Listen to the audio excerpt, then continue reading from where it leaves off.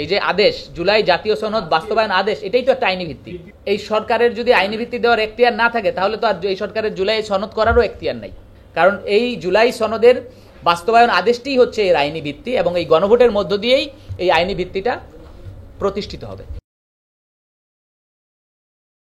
গণভোটের মধ্য দিয়েই এই রায়ের, জনগণের রায়ের প্রতিফলন ঘটবে। তবে গণভোটে আমরা বলেছি 2টি ব্যালট থাকতে হবে, অর্থাৎ জুলাই জাতীয় সনদ বাস্তবায়ন আদেশ থেকে 2025-এ ঐক্যমত্য কমিশন যে সাজেশন করেছে যে শুধুমাত্র একটি প্রশ্ন থাকবে এবং একটি ব্যালট থাকবে, আমরা তার বিপরীতে 2টি প্রশ্ন এবং 2টি ব্যালটের প্রস্তাব করছি।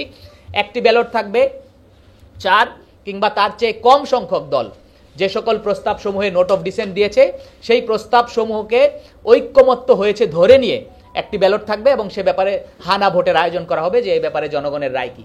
এবং দ্বিতীয় ব্যালটটি থাকবে 5 কিংবা তার অধিক নোট অফ ডিসেন্ট আছে, দলের নোট অফ ডিসেন্ট আছে এমন প্রস্তাবগুলোর ব্যাপারে জনগণের রায় কি। যদি সেই জনগণের রায় এই ক্ষেত্রেও ব্যালট 2 এর ক্ষেত্রেও জনগণের রায় পজিটিভ হয় তাহলে নোট অফ ডিসেন্ট আর কার্যকর থাকবে না। এটি হচ্ছে আমাদের প্রথম প্রস্তাব। আমাদের দ্বিতীয় প্রস্তাব হচ্ছে সংবিধান সংস্কার পরিষদ যেটি গঠিত হবে এটির মেয়াদ থাকতে হবে 9 মাস এবং 9 মাসের মধ্যেই সংবিধান সংস্কার পরিষদ এই গণভোটের রায়ের মধ্য দিয়ে যেই প্রতিফলন ঘটেছে সংস্কারের ব্যাপারে এই সংস্কারগুলো বাস্তবায়ন করতে হবে, সংস্কার এবং সংবিধানে সংযুক্ত করতে হবে যথাযথভাবে।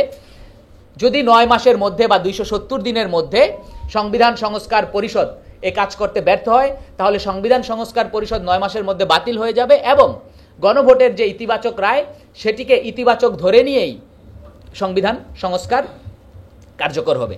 এবং আমাদের তৃতীয় প্রস্তাব হচ্ছে গণভোট অনুষ্ঠিত হবে জাতীয় নির্বাচন অনুষ্ঠানের দিন। জাতীয় নির্বাচন অনুষ্ঠানের দিন একই সাথে জাতীয় নির্বাচন অনুষ্ঠিত হবে এবং গণভোট অনুষ্ঠিত হবে। তবে নির্বাচন কমিশন যদি মনে করেন যে তাদের সামর্থ্য আছে জাতীয় নির্বাচনকে ফেব্রুয়ারিতে বাধাগ্রস্ত না করে তার আগে তাদের পক্ষে নেওয়া সম্ভব তাহলে তারা আগেও এই গণভোটের আয়োজন করতে পারেন। ম্যান পাওয়ারকে ডেপ্লয় করি তাহলে এটা তুলনামূলকভাবে আমাদের জন্য কম ব্যয় সাপেক্ষ হবে এবং আমরা মনে করছি এটা সহজ হবে। এটাই তো জুলাই সনদের আইনি ভিত্তি, বাস্তবায়ন আদেশই তো আইনি ভিত্তি, এছাড়া আর আইনি ভিত্তি কি হবে? এই যে আদেশ, জুলাই জাতীয় সনদ বাস্তবায়ন আদেশ, এটাই তো একটা আইনি ভিত্তি। এই সরকারের যদি আইনি ভিত্তি দেওয়ার এখতিয়ার না থাকে তাহলে তো আর এই সরকারের জুলাই সনদ করারও এখতিয়ার নাই।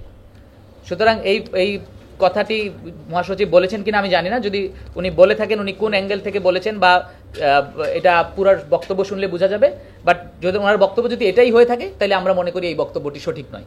কারণ এই জুলাই সনদের বাস্তবায়ন আদেশটিই হচ্ছে এর আইনি ভিত্তি এবং এই গণভোটের মধ্য দিয়েই এই আইনি ভিত্তিটা প্রতিষ্ঠিত হবে। এনসিপি সহ অন্যান্য রাজনৈতিক দল যাদের রেজিস্ট্রেশন হয়নি তারা রাজনৈতিক দল হিসেবে নিজেদেরকে ডিক্লেয়ার করেছিল।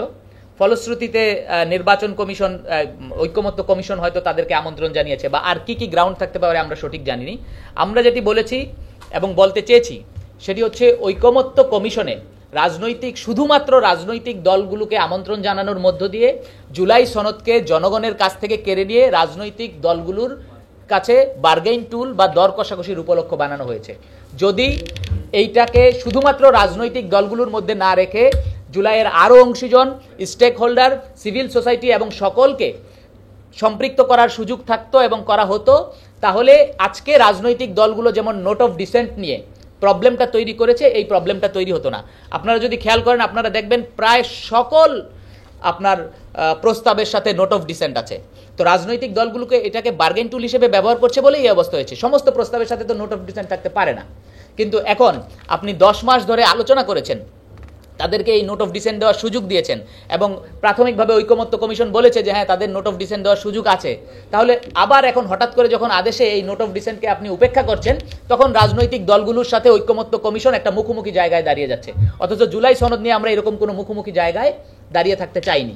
ফলশ্রুতিতে আমরা মনে করি প্রথমত জুলাই সনদকে জনগণের কাছে ফিরিয়ে দেওয়াই ছিল হচ্ছে প্রথম দাবি, সেটি ঐক্যমত্য কমিশন করতে ব্যর্থ হয়েছে। ঐক্যমত্য কমিশন শুধুমাত্র রাজনৈতিক দলগুলোকে নেওয়ার কারণেই আজকে এই অচলাবস্থার তৈরি হয়েছে।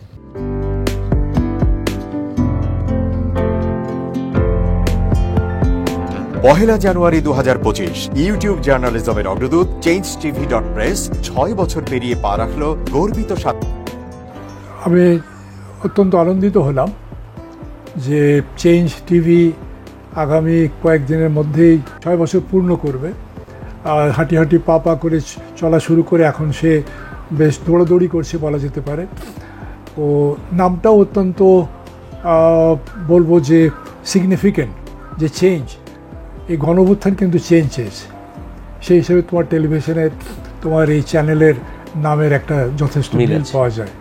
আমার প্রত্যাশা যে এই গণঅভ্যুত্থানের যে প্রত্যাশা, যে আশা আকাঙ্ক্ষা, চেঞ্জ টিভি সেটিকে এগিয়ে নিয়ে যাবে। তোমাকে শুভেচ্ছা চেঞ্জ টিভি যারা সম্পৃক্ত আছেন, যারা কর্মী আছেন, সামনে পেছনে সকলকে আমার শুভেচ্ছা। changetv.press, এক ফোঁটা হলুদ নেই। Online TV channel change TV 6 বছর ধরে ওনারা কাজ করে যাচ্ছেন। ইতিমধ্যে জনগণের হৃদয়ে স্থান করে নিয়েছেন। প্রায় 22 লাখ সাবস্ক্রাইবার আছে। আর যে কোনো অনুষ্ঠান 10 লাখের মতো মানুষ এটা প্রতিদিন মানুষ দেখে থাকে। আমিও এই চ্যানেল নিয়মিত দেখি।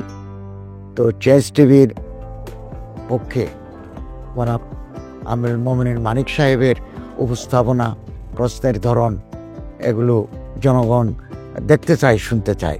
আমি চেঞ্জ টিভির উত্তরোত্তর সমৃদ্ধি কামনা করছি। changetv.press, এক ফোঁটা হলুদ নেই।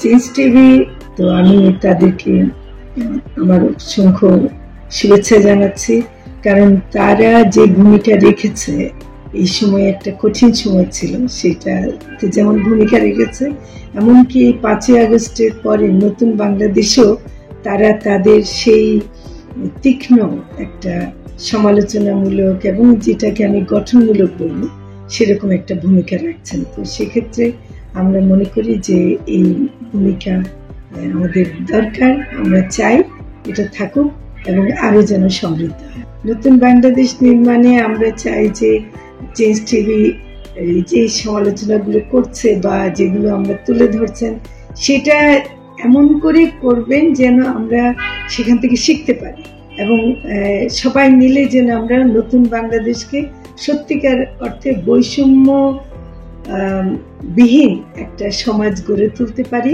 সেটা আপনারা সহজ চেষ্টা করুন। changetv.press, এক ফোঁটা হলুদ নেই। আগামী জানুয়ারি মাসের 1ম তারিখে আপনারা 6 বছর পূর্ণ করতে যাচ্ছেন। আপনাদেরকে শুভেচ্ছা জানাচ্ছি, আন্তরিক ধন্যবাদ জানাচ্ছি। আমি আশা করব চেঞ্জ টিভি অতীতে যে বলিষ্ঠ ভূমিকা পালন করেছে, আগামীতেও আপনারা সেই বলিষ্ঠ ভূমিকা পালন করবেন। আমি আমার এলডিপির পক্ষ থেকে, মুক্তিযোদ্ধাদের পক্ষ থেকে আপনাদেরকে আন্তরিক মোবারকবাদ জানাচ্ছি, শুভেচ্ছা জানাচ্ছি। আশা করি দিন দিন আপনারা উন্নতির শিখরে এগিয়ে যাবেন। ধন্যবাদ। changetv.press, এক ফোঁটা হলুদ নেই। অতীত সরকারের আমলে 10 বছর আমি কোনো ব্যবসা করতে পারিনি। আমার ব্যবসা বন্ধ করার জন্য যত রকম দরকার সব কাজই করেছে, শুধু একটাই বাকি রেখেছে, আমি গুটিয়ে নিয়ে যাইনি। নয়া দিগন্তর মাধ্যমে যাদেরকে আমরা চেষ্টা করেছি সার্ভিস দেওয়ার জন্য, এরা আমাদের অনেকেই খোঁজ খবর রেখেছে।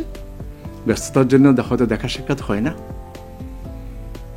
কিন্তু আমি একজনকেই পেয়েছি। তিনি হলেন চেঞ্জ টিভির আমিরুল মোমিন মানিক। উনি এক সময় দিগন্ততে ছিল, সেই হিসাবে আমাদের জানাশোনা ছিল। ওনার একটা ইন্টারভিউতে আমার খুব পছন্দ হয়েছে, সেজন্য আমি ওনাকে 10:30টার সময় ফোন করেছি। উনি উত্তরে বললেন, গলাটা খুব পরিচিত। প্রথমে হয়তো নামটা বুঝে সারেননি, আমার নামটা খেয়াল করতে, আমি সাথে সাথে নাম বলেছি এবং বলল যে 3 দিনের মধ্যে আপনার সাথে আমি দেখা করব। ওনার কমিটমেন্ট অনুযায়ী সেইভাবে এসছে এবং উনি বলছে আপনার যত দুঃখের কথা সব বলেন, আমি প্রচার করব। আমি সত্যি সত্যি ওনার কাছে খুবই কৃতজ্ঞ। আমার মনে যেসব ক্ষোভ আছে, যেসব দানা বেঁধে আছে, আমি কিছুটা হালকা হয়েছি ওনার সাহায্যে। আমি চেঞ্জ টিভির উত্তরোত্তর সমৃদ্ধি কামনা করি এবং ভবিষ্যতে যেন আমার মতো এখন নাম না জানা লোককে চেঞ্জ টিভির সামনে এনে তাকে যেন উদ্বুদ্ধ করে।